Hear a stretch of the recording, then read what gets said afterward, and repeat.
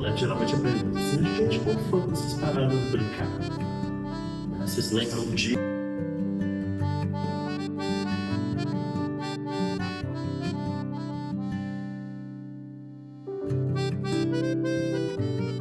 Vamos. Quando a gente fala de fenomenologia, e quando a gente chega na fenomenologia com trabalho com crianças, que não vai diferenciar tanto assim, eu gosto de pensar, na verdade, ultimamente eu estou pensando muito na fenomenologia da percepção, de Merleau-Ponty, né? Que é uma perspectiva que vem depois do surgimento da fenomenologia, mas ele traz um aspecto muito mais voltado para as questões sensoriais de percepção do mundo, de como a gente experimenta, como a gente experiencia esse mundo, né? A partir dos próprios sentidos, né? Audição, olfato, visão. Então a gente percebe o mundo a partir desses movimentos sensoriais. E isso a gente usa a fenomenologia na clínica nesse sentido do que surge enquanto fenômeno. Isso tanto na clínica com adultos quanto com criança, né? Seja no aspecto clínico, seja no aspecto educacional, da assistência social, enfim. Para todos esses aspectos, a fenomenologia vai funcionar dessa mesma forma. Tudo aquilo que aparece enquanto material, a gente chama de fenômeno, e só é fenômeno para aquele determinado sujeito, quando esse sujeito percebe esse fenômeno. Então, tudo aquilo que a gente entende quanto fenômeno só é fenômeno quando aparece no mundo da percepção desse sujeito. Quando uma criança, e aí falar da clínica infantil, né? Quando uma criança começa a falar, eu não sei quem é Joãozinho, mas quando eu tô atendendo Josefa, e Josefa me fala que na escola Joãozinho é um menino terrível, Joãozinho aparece para mim enquanto fenômeno, porque ele faz parte da narrativa de Josefa. Tá? Então a gente trabalha nessa perspectiva das coisas que surgem, das coisas que se apresentam ao mundo fenomênico, ou ao mundo da percepção, certo? Basicamente, um resumo muito resumido, muito enxuto, a fenomenologia trabalha nessa perspectiva, das coisas que surgem enquanto fenômeno. E aí a gente tem algumas raízes que se espalham a partir da fenomenologia, né? Que seria uma delas o psicodrama, que é a que eu vou estar falando um pouquinho agora para vocês. Que é uma abordagem que eu trabalho cotidianamente na clínica infantil. E ela parte do princípio, também tem todos esses princípios de percepção, de fenômeno, sempre vai trabalhar com o que a pessoa está trazendo enquanto fenômeno pra gente, mas acrescenta muito o aspecto corporal, que é uma das razões pelas quais toda vez que eu estou falando com vocês, eu estou mexendo em alguma coisa, eu estou dando alguma coisa para vocês mexerem também. Porque o corpo de vocês precisa estar aqui, o meu corpo precisa estar aqui, nesse momento que a gente está conversando. Então o psicodrama ele vai focar muito mais nessa relação e nessa presença do corpo. E eu trabalho muito com um autor também, que ele não é da psicologia, mas ele é um autor que eu uso enquanto psicólogo, que é o Augusto Boal. E ele é um autor que fala muito sobre a mecanização dos corpos. Então o que ele traz pra gente no dia a dia, a gente executa tarefas. E a gente executa tanto essas tarefas que a gente começa a executá-las mecanicamente. Escovar os dentes todo dia de manhã pra gente é uma tarefa mecânica. A gente às vezes nem percebe o que tá fazendo, às vezes a gente sai de casa, chega no trabalho e pensa, será que eu escovei o dente hoje? Será que eu tranquei a porta? Será que eu fechei a janela? Esse tipo de coisa. Porque é tão mecânico, a gente faz tão habitualmente, que a gente tem esse corpo que também vai se mecanizando. E aí na clínica a gente trabalha com a proposta de desmecanização desse corpo. Então, ao trazer a criança, a gente quer que ela perceba o corpo dela e como o corpo dela interage com o mundo, como o mundo interage com o corpo dela, o que ela sente desse mundo que o corpo dela está conversando e o que esse corpo dela pode fazer enquanto ação no mundo. Então, uma criança, muitas vezes ela não tem escolhas, não tem direitos, não tem opiniões, porque os adultos vão cortando isso dela. E aí estar na clínica e perceber que o corpo dela também atua nesse mundo, também tem efeitos nesse mundo. Quando ela pega uma massinha e transforma num bolo, quando ela pega uma tampinha de garrafa, empilha e faz uma casa, ela percebe que ela também tem ação transformadora no mundo. Também trabalha muito com o princípio de espontaneidade, mas aí eu não quero entrar muito nisso, que vai ficar muito teórico. A TCC ela é uma abordagem baseada em evidências, estruturada e focada no presente, e parte de um princípio básico, que consiste em os pensamentos exercem influência no modo como as pessoas se sentem e se comportam. Beck, que é o autor, ele pontua que não são as situações vivenciadas que causam angústia, e sim a interpretação que se faz dela. Então, quando as pessoas aprendem a avaliar seus pensamentos de maneira mais realista, adaptativa, elas podem experienciar um melhor seu estado emocional e comportamental. Caso fictício. Marina, 9 anos, mora com a mãe e o padrasto. Os pais se separaram há cerca de 2 anos e o pai a vê de forma irregular, frequentemente desmarcando visitas. Nos últimos meses, a mãe percebeu mudanças no comportamento da filha. Marina tem se mostrado mais sensível, chorosa e irritada. Passou a reclamar de dores de barriga antes de ir para a escola e, em alguns dias, diz que não quer ir.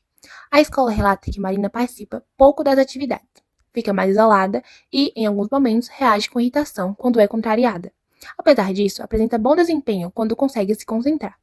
Em casa, Marina demonstra dificuldade para dormir sozinha, pede frequentemente para dormir com a mãe e tem apresentado pesadelos. Também demonstra incômodo com a presença do padrasto e maior necessidade de atenção da mãe. Quando questionada, Marina diz: eu não gosto quando a mãe não fica comigo. Meu pai fala que vem, mas não vem. Na escola, eu me sinto estranho. A mãe procura atendimento psicológico por estar preocupada com o sofrimento emocional da filha e as mudanças recentes em seu comportamento. De forma, né, bem resumida, o primeiro momento seria, né, com os pais, onde a gente faz uma anamnese, coleta de dados, forma um vínculo também com essa família. Iniciando com Marina, a gente parte para a formação de vínculo com Marina, para que ela se sinta acolhida e tenha confiança também na terapia, no processo terapêutico. E iniciaríamos aí com uma técnica bem principal da TCC, que é a psicoeducação, que a gente psicoeduca a criança sobre o processo terapêutico, sobre a TCC, o modelo cognitivo, o porquê que ela está na terapia. E eu partiria de início também, técnicas comportamentais, que seria ativação comportamental, fazer com que Marina comece a se engajar mais nas atividades em que ela perdeu o interesse e por isso, né, ela está com o humor tão deprimido e tem se isolado bastante. Então a gente faria aí de forma gradativa essa ativação comportamental. E depois, de acordo com o automonitoramento que a gente vai fazendo, quando Marina começasse a melhorar o humor, a gente iniciaria o processo com as técnicas cognitivas, que seriam a reestruturação cognitiva, para que ela entenda os seus pensamentos, as crenças, né, que estão por trás aí dos pensamentos distorcidos de Marina, para fazer essa reestruturação cognitiva. Também faria um treino de habilidades sociais, para Marina conseguir se comunicar de forma mais assertiva, também resolução de problemas e em conjunto também com o treinamento de pais, orientação de pais, tanto com o pai de Marina e com a mãe também. E todo nesse processo a gente também pode aplicar também escalas, né, para fazer esse automonitoramento do humor, para avaliar se existe também algum transtorno específico, né, um transtorno depressivo ou um transtorno de ansiedade. Então a gente faz essa avaliação também através de escalas, a gente pode utilizar escalas, observação direta com ela. A partir do momento que Marina ela começa a melhorar o seu humor, né, a gente vai a preparando para a alta, para que no final ela consiga, né, ser a sua própria terapeuta. A terapia também cognitivo-comportamental parte desse princípio. O paciente se tornar seu co-terapeuta, o seu próprio terapeuta futuramente. Então é basicamente isso, né, de forma mais resumida. Espero que tenha ficado claro para vocês. A primeira coisa, como eu já falei quando estava falando de abordagem, a gente trabalha sempre na perspectiva do que surge, né, com o fenômeno. E aí a gente percebe algumas coisas que vai aparecendo pra gente enquanto construções ou enquanto percepções de Marina, né? Ou percepções minhas enquanto psicólogo sobre aquela criança que traz demanda, sabe? Né? Então, assim, se incomodar com a presença do padrasto, desejar a presença da mãe e se frustrar com a ausência do pai. Às vezes, o que a escola percebe, nesse caso de Marina, o que a escola dá conta de perceber é que ela não interage nas atividades, é que ela não interage nas atividades, é que ela não interage com os outros colegas e que ela fica isolada. Mas a escola talvez não consiga captar essa dimensão que a gente consegue na clínica de pensar todas as relações, né? Que há esse desejo da presença da mãe, que há essa insatisfação, né? Esse incômodo com a presença do padrasto e essa frustração com a ausência do pai, né? Então, assim, na clínica, quando a gente pega todas essas percepções, toda a percepção de Marina a respeito dessas relações, dessas situações, a gente vai meio que costurando ali uma ideia a respeito daquilo que ela mesma está trazendo, né? Por isso, no atendimento infantil, existem movimentos que às vezes se tornam complexos mais para algumas pessoas, que eu preciso ir nessa escola. Se possível, eu preciso ir em outros espaços que Marina frequenta. Eu preciso atender. Vai chegar um momento que eu preciso atender Marina junto com a mãe. Marina junto com o padrasto. Marina junto com o pai. Marina junto com os três. Marina junto com aqueles dois ali. Marina junto com aqueles dois ali. Sem Marina. Os três sem Marina, entendeu? Então, assim, às vezes, pra eu perceber quais são as percepções que estão envolvidas justamente nisso. E às vezes eu vou falar verbalmente mesmo, e às vezes a gente vai utilizar, né? Tipo, se minha coluna aguenta. E às vezes a gente vai utilizar de recursos mesmo para saber o que Marina está utilizando. Então, o que Marina está pensando disso, né? Então a gente tem que esse caso, tá? E aí existem outras formas de comunicação, na clínica principalmente, que não é essa forma mais tradicional, que seja se a pessoa falando, escutando e falando, enfim, né? Essa questão de relógio. Às vezes a gente vai conseguir perceber a percepção da criança a partir de uma interação com algum recurso, mediado por algum recurso. Nesse exemplo aqui, vamos supor, Marina, eu quero que você escolha uma peça dessa daqui para representar essas pessoas aqui. Não. Marina vai, vamos supor que ela pega essa peça aqui, é minha mãe, aqui é meu pai, aqui é meu padrasto, aqui são meus colegas da escola. E aí eu posso falar, tá, Marina, cadê? E você? Quem você é, Marina? E eu sou essa aqui. Eu pensei exatamente como você. E aí, o que a gente observa? O que a gente pode observar aqui? De novo, fugindo da questão interpretativa, né? Porque eu posso ter uma interpretação a partir disso que está se formando aqui, né? Mas pra mim é interessante não só interpretar, mas perguntar pra Marina. Tá, Marina, por que você escolheu essa tampinha pra ser você? Porque pode não ser nada, pode ser alguma coisa. Nesse eu escolhi aqui pensando aqui mesmo, que a Marina pode falar, porque eu sou pequena, né? Ah, e seu pai, você escolheu esse aqui? Ah, é porque meu pai parece comigo Mas ele nunca tá, tanto que ele tá longe aqui. Seus colegas de escola tá aqui porque eu não fico perto deles. Tô imaginando coisas que mais não poderia falar, tá, gente? E aí tá aqui o padrasto, tá aqui a mãe. E aí a gente pode perguntar, a partir desses recursos, que são mediadores, o porquê ela fez essas escolhas, dentre tantas opções aqui. E aí ela vai dizendo. Então tudo que ela vai dizendo, pra gente, são os fenômenos que acontecem dentro da relação. Enfim, dentro da perspectiva fenomenológica, as coisas que vão surgindo pra gente enquanto fenômenos todas são importantes. A gente costuma dizer que a gente não pode escapar nada, né? Então, assim, geralmente você vê algumas posturas que a gente não anota muito durante as sessões, justamente porque a gente está ali ligado, 220 o tempo todo, para entender de forma mais profunda quais são as questões que essa criança está trazendo para a gente na clínica, né? E às vezes se permitir também, né? O espaço da clínica infantil é um espaço muito de se permitir enquanto psicoterapeuta também. Existe uma coisa no psicodrama que se chama átomo social. E a primeira coisa, possivelmente, que eu faria com Maria. Primeiro não, porque primeiro seria aquecer. Eu falei um pouquinho com vocês de aquecimento quando eu estava falando tanto no AEE quanto na clínica. Eu faço nos dois ambientes, inclusive, porque eu acho importantíssimo em sala de aula também. Então, às vezes, o aquecimento ele vai ser um desenho, uma coisa mais introspectiva, que não vai ser aquele desenho que vai ser analisado ou interpretado naquela sessão. Vai ser um aquecimento, vai ser para ela se colocar no mundo. E, nesse caso, poderia ser um aquecimento um pouquinho mais nesse lado mais sensível, para ela conseguir tocar em assuntos que são mais íntimos para ela, né? E aí a gente trabalharia com esse átomo social. O que é um átomo social?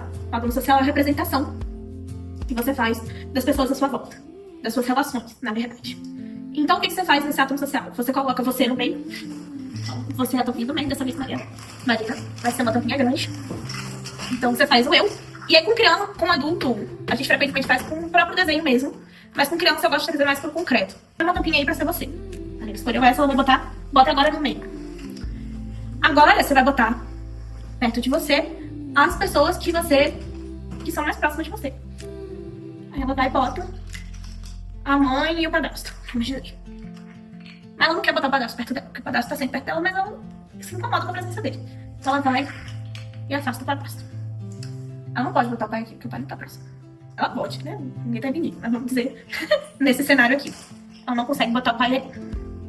Então, ela vai botar o pai aqui um pouquinho na frente do padrasto, porque ela gosta mais dele, pelo menos.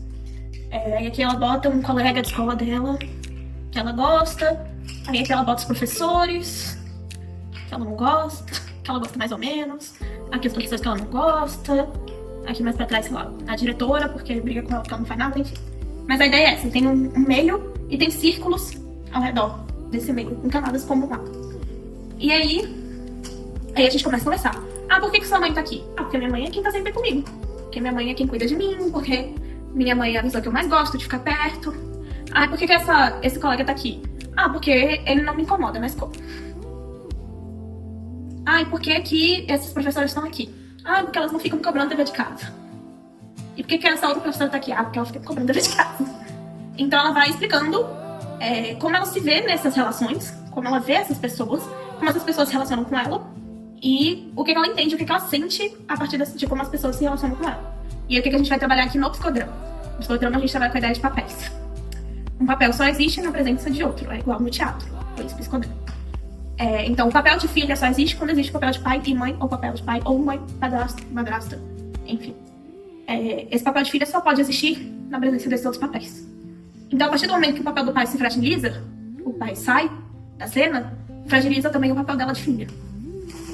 E aí pode ser uma das razões pelas quais ela quer estar tão próxima da mãe, porque esse papel de filha está fragilizado, então ela vai procurar o outro papel parental que ela tem, que é o papel da mãe. E aí entra esse padrasto na cena. E a presença desse padrasto pode ser que não seja incômoda porque ele é uma pessoa ruim. Pode ser que seja uma presença incômoda porque ele não é o pai. E ela não é filha dele. Então que papel ela tem? Ela pode não conhecer ainda o papel que ela tem nessa relação. Ela precisa estabelecer uma relação com ele, ela precisa estabelecer um papel. Então ela vai ser o quê dele? Ela vai ser enteada?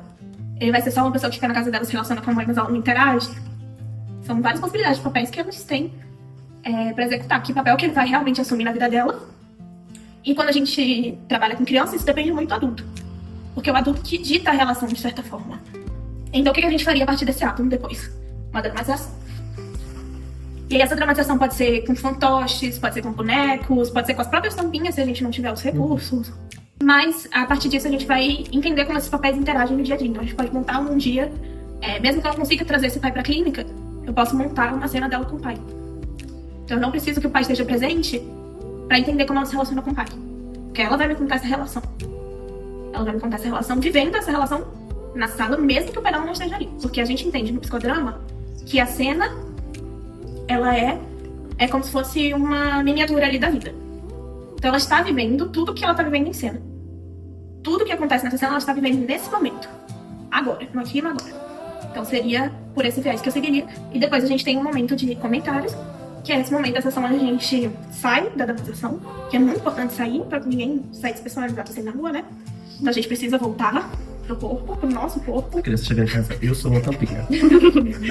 Essa tampinha é meu pai. Essa tampinha é meu pai. Não, gente, é importante sair. Oxi!